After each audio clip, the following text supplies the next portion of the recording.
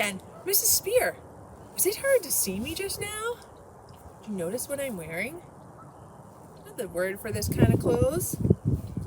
Camouflage. I wore this special outfit today because I'm down by a lake where we would find frogs. Right now, it's springtime and frogs are just starting to resurface in and around the lake down here. We've been learning all about our topic of frogs, and I'm really excited that we're going to do the last part today, which is all about how frogs protect themselves. So that's why I came down here dressed like this, because camouflage is one way that frogs protect themselves from other animals that might be trying to get them.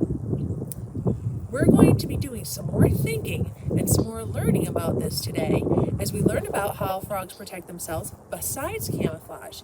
And then we'll do some writing about that and learn about the importance of captions when you're writing an informational text. Well, hey there, learners. We're back inside now. But I still have a chill from being down in that wind by the lake. We're talking about protection. Can you say the word protection? We're learning about how animals survive, how they can protect themselves and keep safe. And so today we're going to think about what we know about frogs, and we're going to learn some more about frogs and how they protect themselves. The first thing we just learned about down by the lake was about camouflage. Can you say camouflage? Nice job. I'd like to read this part to you from this book, Frogs and Toads by Bobby Kaufman. And it's a Crabtree book.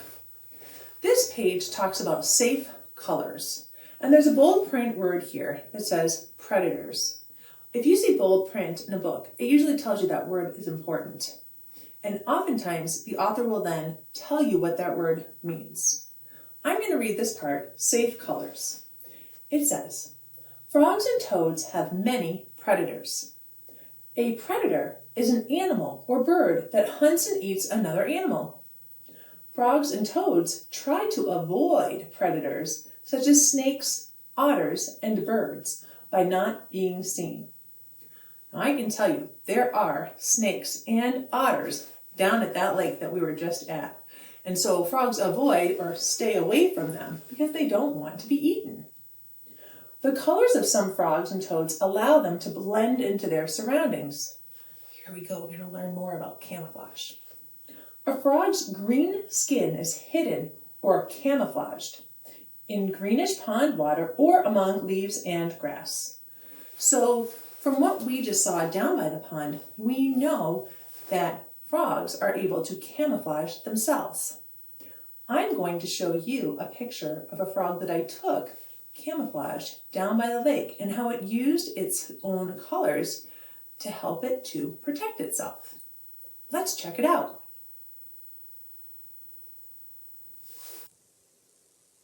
So here we are thinking about protection. I started out this page for us and it says, protection, ways frogs protect themselves. Ways frogs protect themselves. This ... that's an ellipsis. That means something's coming. And what I did is I drew some illustrations based on all the things that we were just talking about that would help us know about how frogs protect themselves. What we're going to do on this page is we are going to make captions, which are an informational text feature that really help readers when they're reading a book. Let me show you what I mean. Remember this book that we've been looking at, From Tadpole to Frog? Here's a great example of, it says, take a closer look. Here's a tadpole. It has a nice label that says gills. But this is the part that's new that we're thinking about today. This is called a caption. It says, close-up of a tadpole's gills. The words here match what's happening in the photograph. And that's what we're going to do now with the illustrations that I made. This says, ways frogs protect themselves. Here's a picture of water.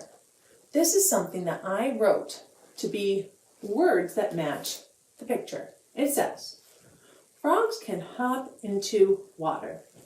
Can you read that with me? Frogs can hop into water. We talked about that's one way they can protect themselves. This illustration here says, croak, chirp, Ribbit. What might that be talking about how frogs protect themselves?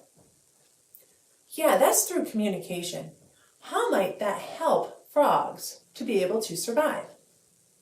Think about a sentence you might say, and then I'll show you mine. Did you think of one? Here's what I wrote. Tell someone with you if it's close to what you wrote. I put, frogs use sounds to warn each other. Did you write something like that? Maybe you wrote about how frogs use sounds to communicate, to be able to attract, right? The male attracts the female. That protects them because it helps them to have more tadpoles, which will then be frogs, right? So they keep living on. So frogs use sounds to warn each other was the caption I put with this illustration. Can you tell what this picture is supposed to be? Yeah, that's supposed to be an eye. A frog's big eye. Remember we talked about that in the last part that we were reading and learning about? What did we learn about a frog's eye? How does it help them? Yeah, what might you write on this page? Maybe you're going to write about the extra eyelid they have.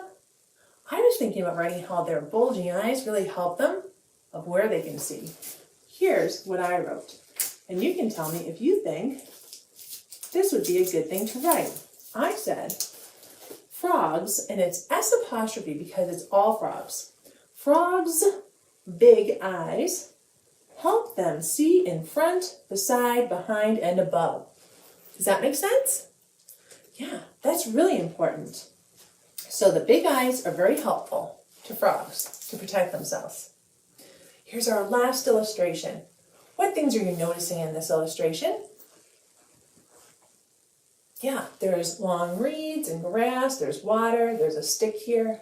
Can you see anything else? Did you find the frog in the picture? Well, it's hard to see it because it's what? Camouflage. Remember we learned about that word? And I'm wearing camouflage today for the work that we're doing. Well, here's what I wrote on this page.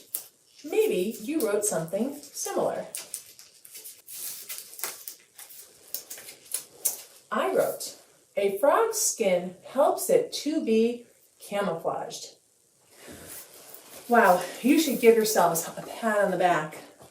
We just finished the last page about our topic of frogs for an informational text that we're writing together. We did it. This program is made possible in part by the Michigan Department of Education, the State of Michigan, and the W.K. Kellogg Foundation. Additional support by, and by viewers like you. Thank you.